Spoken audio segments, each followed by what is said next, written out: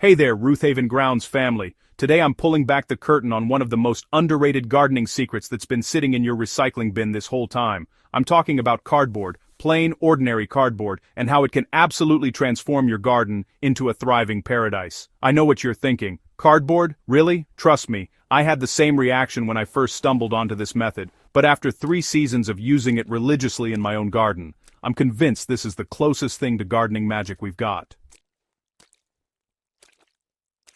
Let me paint you a picture. Last spring I had this section of my garden that was basically a weedy nightmare. The soil was compacted, hard as concrete, and no matter what I planted, everything struggled. I was ready to give up on that spot entirely. Then I remembered hearing about sheet mulching with cardboard, decided to give it a shot, and honestly, the transformation was mind-blowing. Within months, that dead zone became my most productive garden bed.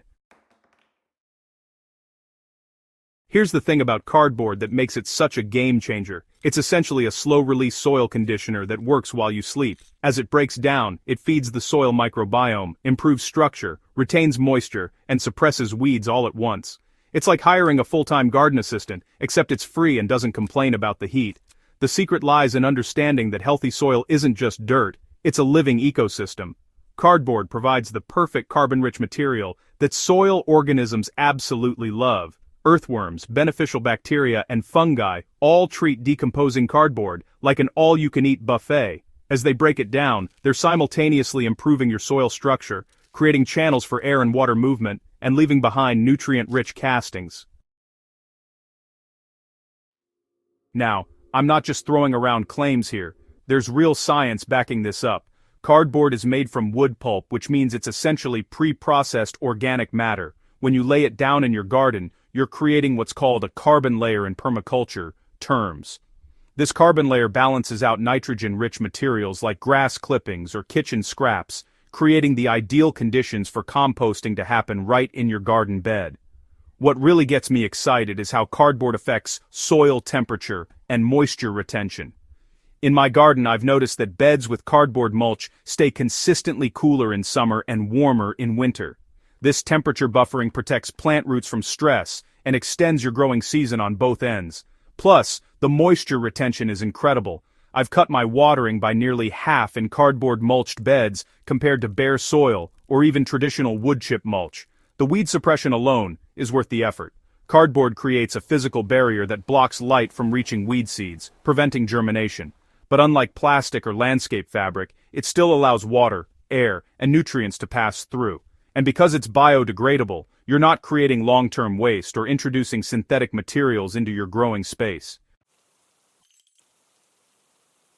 Alright, let's get into the practical stuff. The method I'm about to share has been refined through plenty of trial and error in my own garden, and I'm confident it'll work wonders for you too. Start by sourcing your cardboard. I hit up local appliance stores, bike shops, and furniture stores, anywhere that receives large shipments. They're usually thrilled to give away boxes instead of paying for disposal. Stick with plain corrugated cardboard and avoid anything with glossy coating, heavy printing, or plastic tape when possible. A little tape won't hurt, but I try to remove the big pieces. Before laying down cardboard, mow or cut down any existing vegetation as short as possible. Don't bother pulling weeds. Seriously, don't waste your energy. The cardboard will smother them. If you're dealing with particularly aggressive weeds like bindweed or Bermuda grass, consider doing a double layer of cardboard for extra suppression power. Here's the critical step that many people miss. You need to thoroughly soak the cardboard before and after laying it down. I mean, really drench it. Dry cardboard will actually repel water initially, but once it's saturated, it becomes a moisture-holding sponge. I usually soak sheets in a kiddie pool or spray them down with a hose before placement, then water heavily after everything's in position. Overlap your cardboard sheets by at least 6 inches. Any gaps are potential weed highways, and trust me, weeds will find them. I learned this lesson the hard way in my first year when a single 4-inch gap produced enough crabgrass to make me question all my life choices. The real secret to explosive plant growth isn't just the cardboard itself, it's how you layer materials on top of it. This is where the sheet mulching method really shines. After your cardboard is down and soaked, immediately cover it with at least 4 to 6 inches of organic material. I typically use a combination of compost, aged manure, grass clippings, leaves, and wood chips. Think of it like building a lasagna.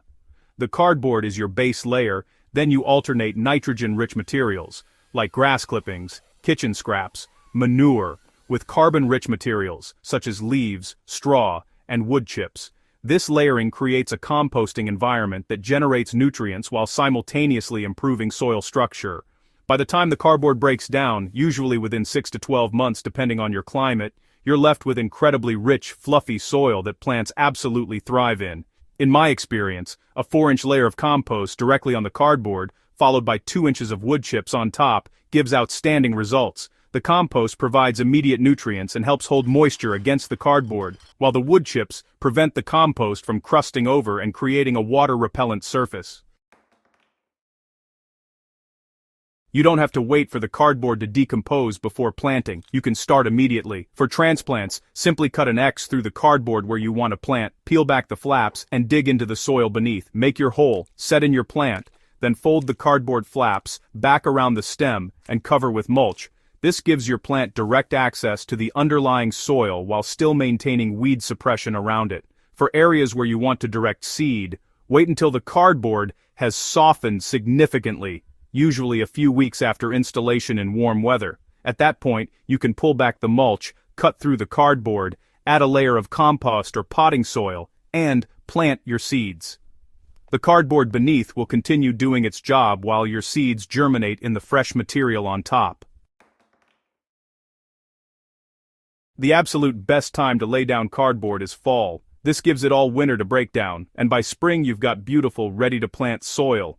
Fall installation also takes advantage of natural moisture from rain and snow, reducing your watering workload. Plus, you're smothering weeds during their dormant period, giving you a huge head start come spring. That said, I've installed cardboard sheet mulch in every season with good results. Summer installation requires more frequent watering to keep the cardboard moist, but it works. Spring is great for preparing beds for fall crops. Even winter installation is possible in mild climates, though decomposition will be slower. Let me save you from the mistakes I've made. First, never use waxed cardboard. It won't break down properly and can contain chemicals you don't want in your soil. Second, don't skimp on the mulch layer. Exposed cardboard dries out and blows away, plus it looks terrible. Third, be patient with heavy clay soil. Cardboard helps, but it's not an overnight miracle. You might need multiple seasons of sheet mulching to truly transform difficult soil. Also, while cardboard is fantastic for vegetable beds, perennial gardens and pathways, avoid using it in areas with established perennial roots you want to keep. The barrier can inhibit expansion and access to nutrients for plants that are already established. After implementing cardboard sheet mulching throughout my garden at Roothaven grounds, the ongoing benefits just keep coming. My soil is darker, richer, and literally teeming with life. I see earthworms everywhere now, whereas before they were scarce. Plant roots go deeper, which means stronger, more drought-resistant plants. Disease pressure has decreased because healthier soil equals healthier plants with better natural defenses. The time savings are real too. I spend maybe a tenth of the time weeding that I used to, and that time goes into more enjoyable tasks like harvesting or trying new varieties. My water bill has dropped noticeably, and I'm adding fewer amendments because the soil is naturally more fertile and better at holding nutrients. Ready to transform your garden? Listen, I know cardboard doesn't sound glamorous. It's not some fancy new product with marketing hype behind it, but that's exactly why I love it. It's accessible, sustainable, and it actually works. Whether you're dealing with poor soil, relentless weeds, or you just want to take your garden to the next level, this method delivers results. If this hack has inspired you to try something new in your garden, I'd love to hear about your results. Drop a comment below, subscribe to Roothaven Grounds for more practical gardening wisdom, and share this video with a fellow gardener who needs to know about this. Let's grow together and build the gardens of our dreams, one cardboard box at a time. Happy gardening, friends.